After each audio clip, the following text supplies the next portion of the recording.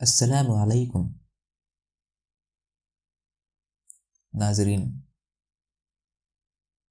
میں شفیق نواز حاضر خدمت ہوں مشہور ناول نگار قاضی عبدالستار کے ایک ناول کے ساتھ، جس کا نام ہے صلاح الدین ایوبی۔ قبل اس کے کہ ہم اس ناول کا آغاز کریں، آپ سبھی سے گزارش ہے کہ ہمارے اس یوٹیوب چینل کو لائک کریں، سبسکرائب کریں، کمنٹس کریں اور اس چینل کو اپنے دوست احباب تک ضرور پہنچائیں۔ انتساب: ماموں صاحب قاضی جمیل الدین احمد ایڈوکیٹ سیتاپور کے نام۔ ہر زمانے میں ایک آدھ شہر ایسا بھی ہوتا ہے جس کے ابروئے سیاست کی ایک شکن تاریخ عالم میں زلزلے ڈال دیتی ہے۔ قرقبیل کا دمشق، بنی امیہ کا دمشق اور بادشاہوں کے بادشاہ صلاح الدین کا دمشق ایسا ہی ایک شہر تھا۔ اسی جلیل المرتبت شہر کو روما کے شہر یار قیصر جولیان نے چشم مشرق کہا تھا۔ یونان نے سب سے حسین شہر کا خطاب دیا تھا۔ عربوں نے عروس کائنات کی خلعت پہنائی تھی اور اسی کے سر پر باغ عالم کا تاج رکھا تھا۔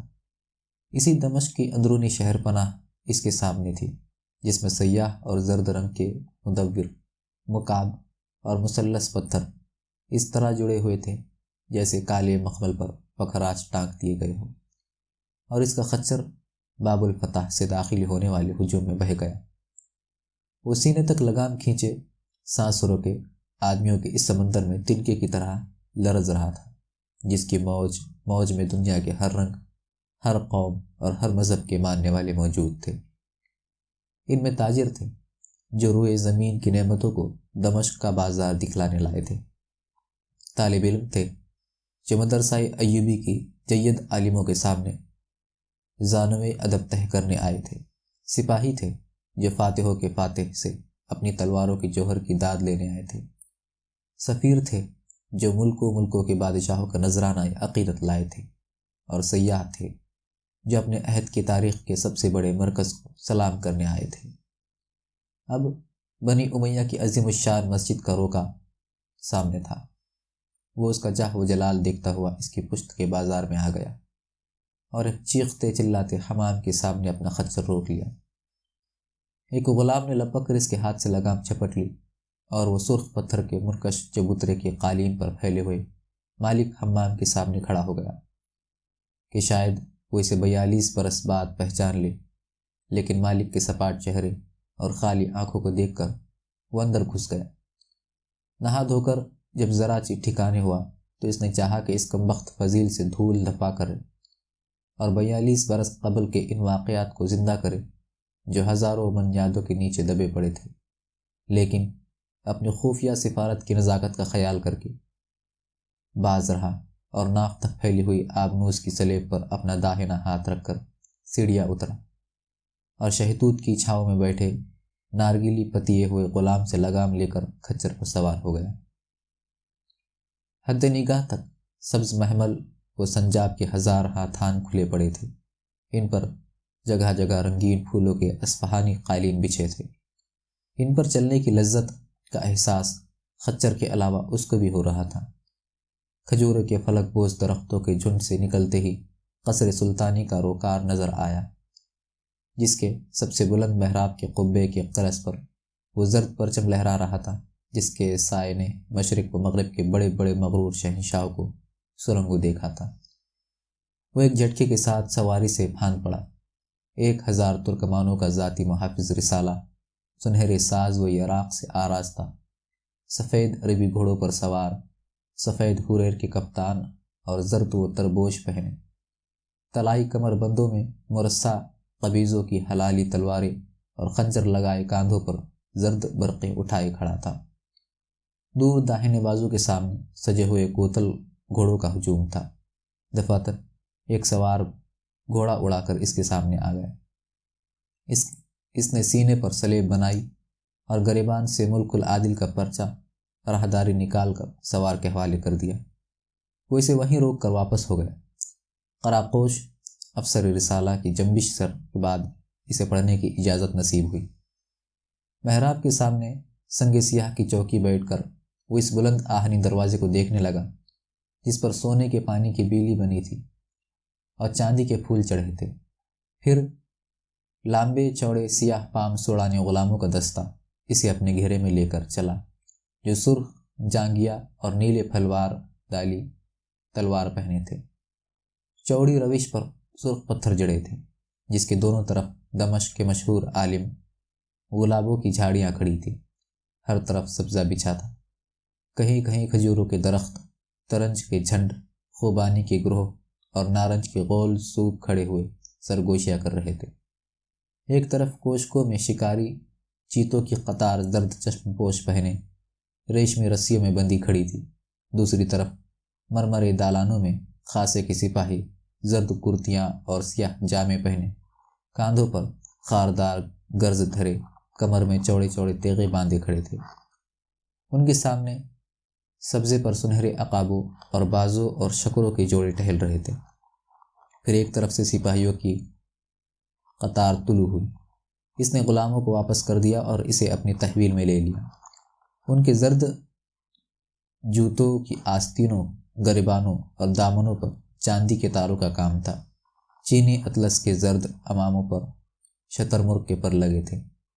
کمر میں بالشت پھر چوڑی سونے کی پٹیاں تھیں اور موٹے موٹے سیاہ ہاتھوں میں چاندی کا وہ عصا پکڑے ہوئے تھے جن کے سروں پر سونے کے ہلال جڑے تھے۔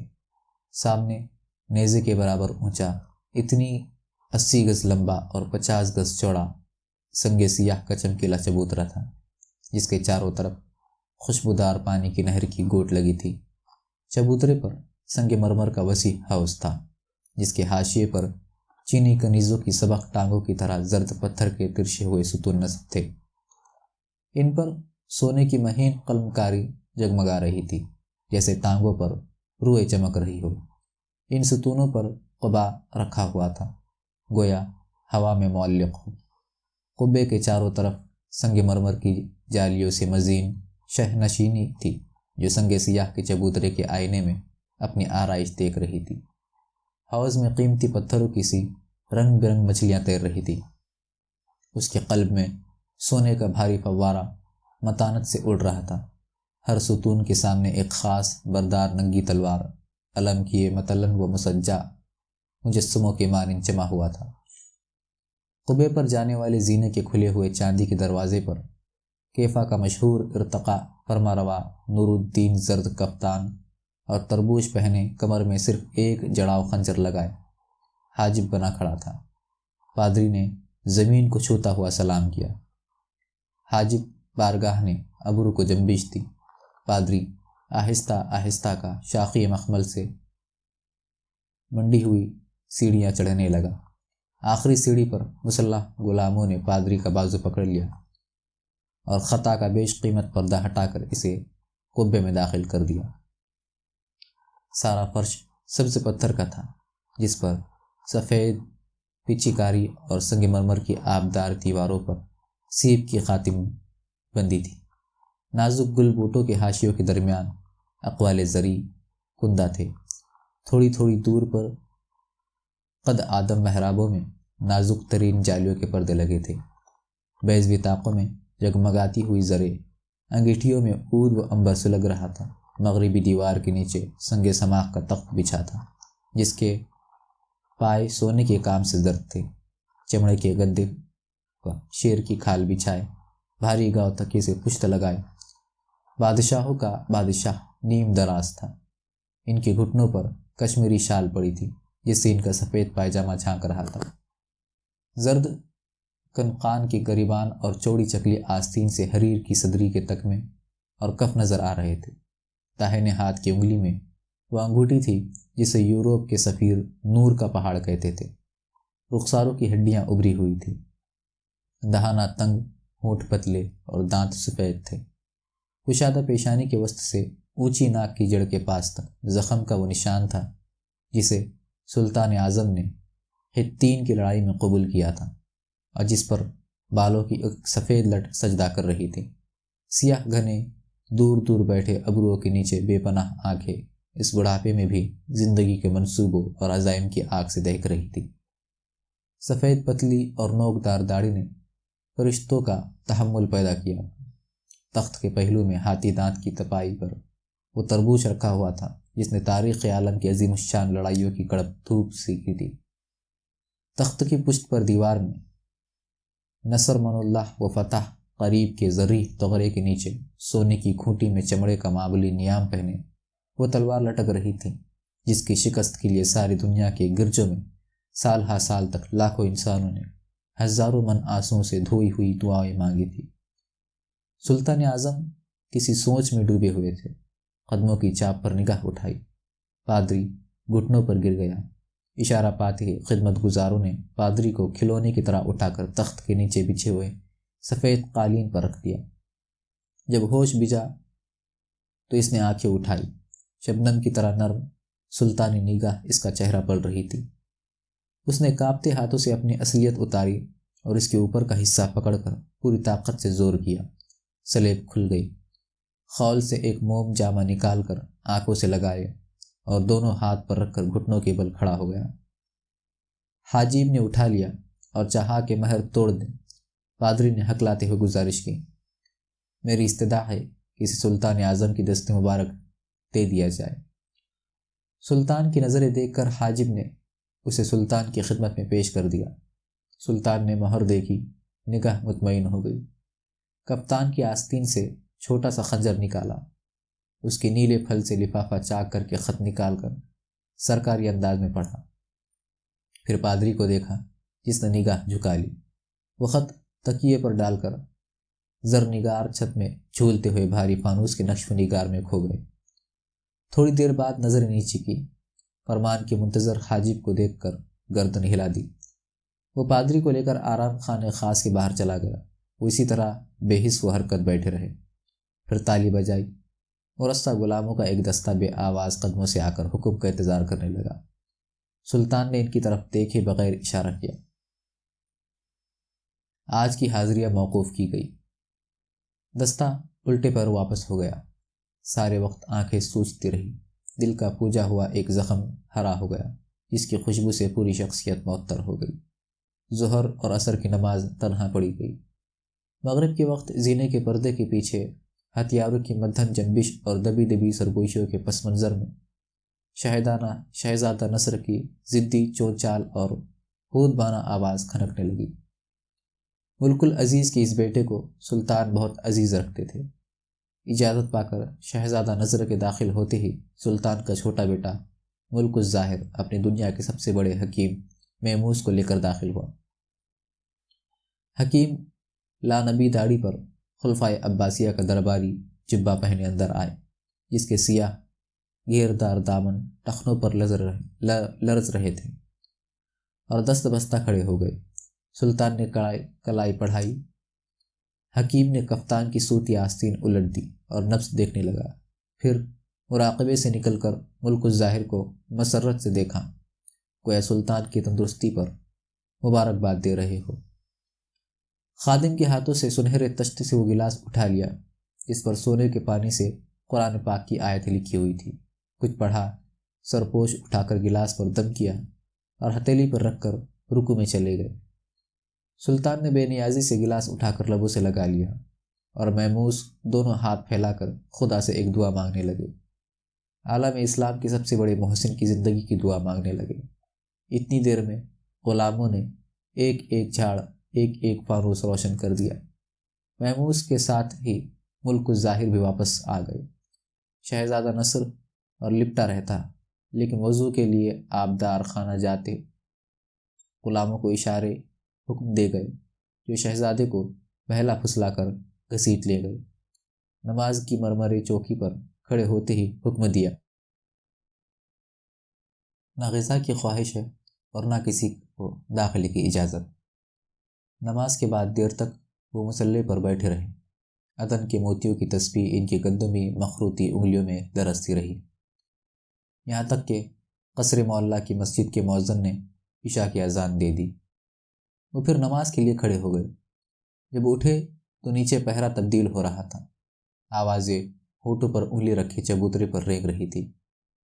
وہ تخت پر گاؤ تکیے کے سہارے بیٹھ گئے اور پادری کا لایا ہوا خط نکال کر دوبارہ پڑھا۔ یہ رات ان کی زندگی کی سب سے بھاری رات تھی۔ ان کے گھنگور شباب نے 1152 کی وہ بھیانک رات بھی دیکھی تھی جب فرانس کی ملکہ نے دین مسیح کی دعوت ٹھکرا دینے پر انہیں اپنی دائمی جدائی کے سمندر میں غرق کر دیا تھا۔ انہیں ابھی 2 برس پہلے 12 جولائی 1151 کی وہ رات بھی یاد تھی جب وہ صاحب فراش تھے اور وہ کروٹ بدلنے سے معذور تھے اور فرنگیوں نے ان کی شہادت کی خبر اڑا دی تھی اور مکہ کے بیوقوف اور بزدل امیر نے ہتھیار ڈال دیے تھے اور انہوں نے ایمان کی حرارت میں بختر پہن لیا تھا اور وہ ابلق گھوڑا طلب کر لیا تھا جس کی چال سے گردش ایام نے چلن سیکھا تھا اور چاہا تھا کہ 50,000 سواروں سے یورپ کے 5 سلطنتوں کی 4 لاکھ فوج پر جا پڑے اور اسلام کی آبرو پر نچھاور ہو جائے۔ لیکن دین اسلام اور دین عالم اور تلوار کے دھندی تدمیوں نے رکاب پر سر رکھ دیے تھے اور پاپوش آنسوؤں سے بھگو دی تھی، لیکن آج کی رات اس رات سے کئی بھاری تھی۔ اس غم کو بانٹنے کے لیے 50,000 جانباز مجاہدوں کی گردنیں خم تھی، لیکن اس پہاڑ کا بوجھ تنہا ان کی شانوں پر تھا۔ ان کے ایک اشارے پر ہزاروں ہاتھ اپنی گردنیں قلم کر کے ان کے قدموں میں ڈال سکتے تھے، لیکن کوئی ایک آنکھ 2 آنسوؤں سے بھی ان کی اس غم میں گمگسار نہیں ہو سکتی تھی۔ وہ کس قدر تنہا تھے، ان کے سر پر کیسی جان لیوا تنہائی کی تلوار لٹک رہی تھی۔ انہوں نے 7ویں بار وہ خط پڑھا۔ 41 برس پہلے دریائے زراف شاہ کے کنارے ہم نے آپ کو الوداع کہی تھی۔ آپ نے جن نظروں سے ہمیں دیکھا تھا وہ نظریں، فرانس اور انگلستان کے تخت و تاج سے قیمتی نظریں، ہمارے ساتھ ساتھ رہتی تھی۔ زندگی کے کالے کوسوں میں ان نظروں نے ہماری چارہ گیری کی ہے، ہماری ہمت بندھائی ہے۔ ہم نے چاہا تھا کہ آپ کو مخاطب کرنے کی جسارت نہ کریں گے، لیکن وقت نے مجبور کر دیا۔ وقت جو بڑے بڑے کشور کشاؤں پر بادشاہی کرتا ہے۔ ہمارا رچرڈز انگلستان کا تاجدار اور آپ کا حلیف شہنشاہ جرمنی کے بزدلانہ دام میں گرفتار ہے، اور اس کا باغی بھائی نائب السلطنت ہے جو حکومت کو ہڑپ کرنے کا منصوبہ بنائے بیٹھا ہے۔ فرانس کا بادشاہ اس خوشی میں جشن منا رہا ہے اور ہم بے دست و پا، دل سوختہ، دماغ مختل اور چشم نرار ہے۔ نہ اختیار میں لشکر ہے، نہ قابو میں حکومت۔ آئے نائٹوں کے نائٹ، تو نے انگنت ماؤں کو بیٹے، لاتعداد بہنوں کو بھائی اور بے شمار بیووں کو شوہر عطا کیے ہیں۔ اے شجاعوں کے شجاع، مشرق سے مغرب تک تیری تلوار کے گیت گائے جاتے ہیں۔ اے بادشاہوں کے بادشاہ، یورپ کی ہر کنگرا سلطانی پر ہم نے تیرے پرچم کی پرچھائیاں دیکھی ہیں۔ ہم کو یقین ہے کہ تیرے لشکر کے گھوڑوں کی ٹاپوں کی دھمک سے جرمنی کا غرور لرز جائے گا اور رچرڈ کو تاجداروں کے اعزاز کے ساتھ رخصت کیا جائے گا۔ ہم فرانس کے سابق ملکہ، انگلستان کی بادشاہ کی ماں، آپ سے اپنے بیٹے اور آپ کے حلیف کو مانگتے ہیں۔ ایلیونور۔ سلطان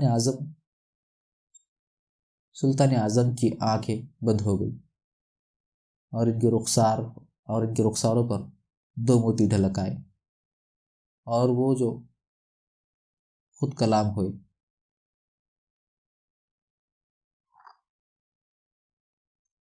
سلطان اعظم کی آنکھیں بند ہو گئی اور ان کے رخساروں پر 2 موتی ڈھلک آئے اور وہ خود کلام ہوئے۔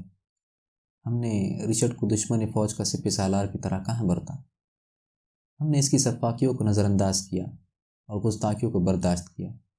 ہم نے اسے افضل اور عزیز کی طرح جانا اور چاہا تھا۔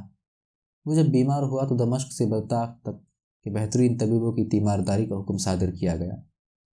فرانس کی متیاری کے خلاف پر وقت پادری کی، اور جب ہمارے جانثاروں نے اس کا گھوڑا قتل کر دیا اور وہ جنگ سلطانی لڑنے لگا تو ہم نے اپنی سواری کا خاص گھوڑا عنایت کیا اور سوار ہونے کی مہلت بھی عطا کی۔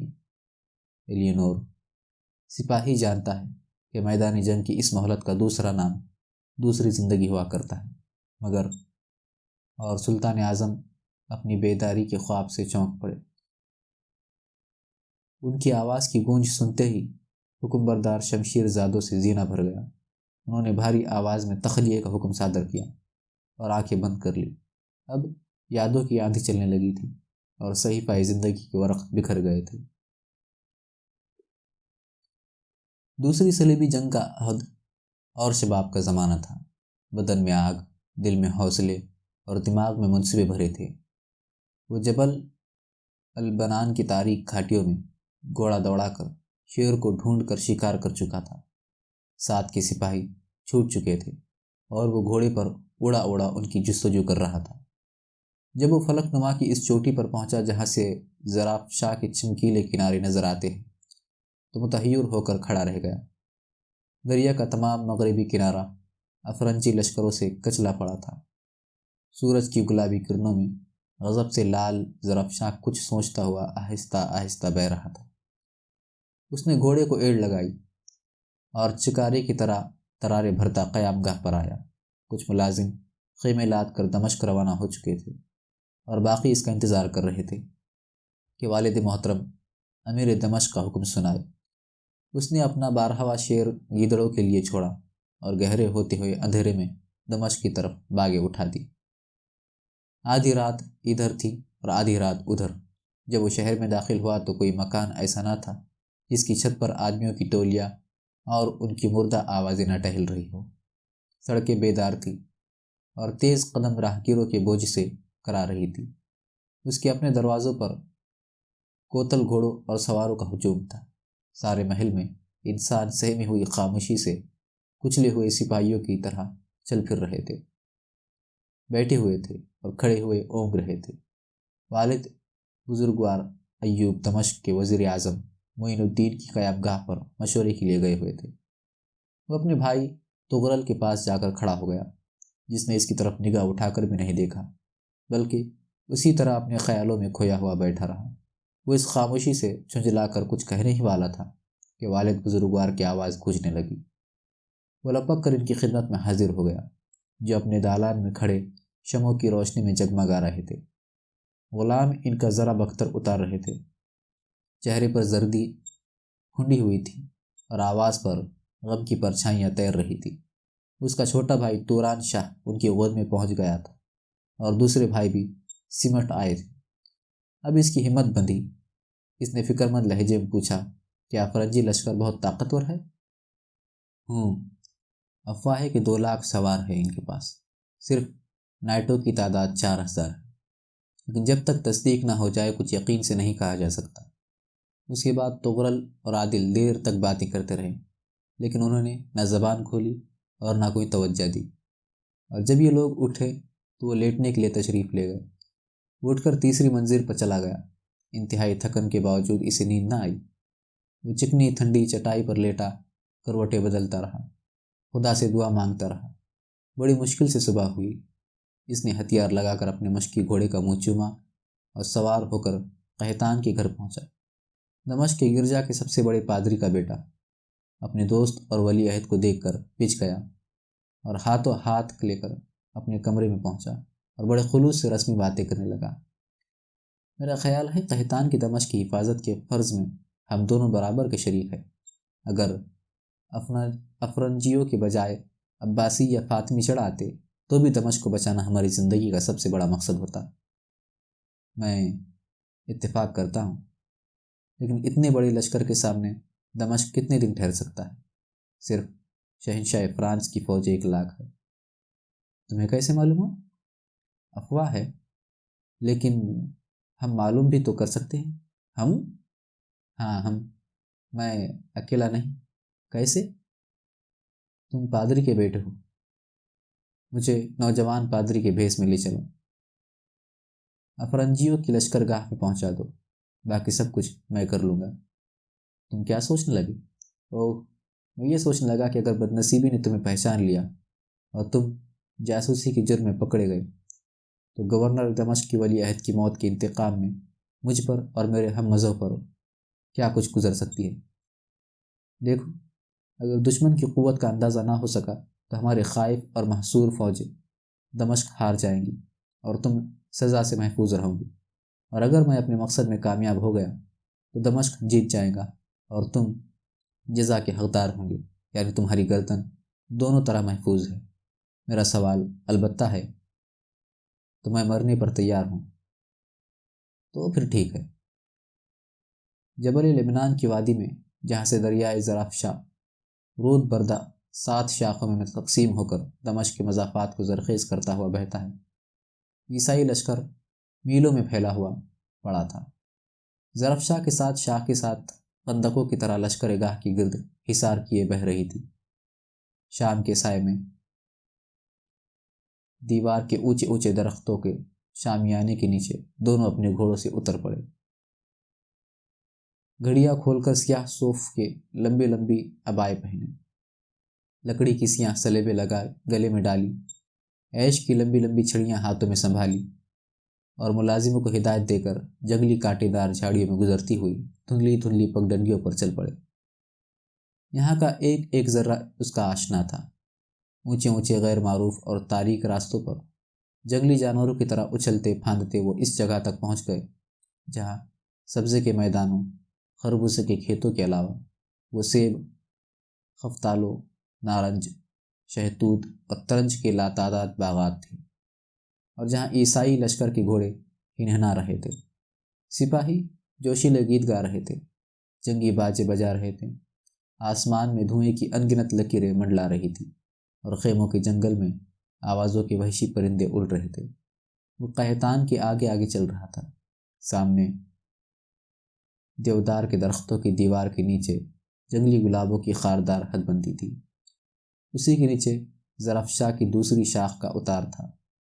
وہ اپنے موٹے سوتی جامے سے کانٹے چھڑاتا کگار پر آ گیا۔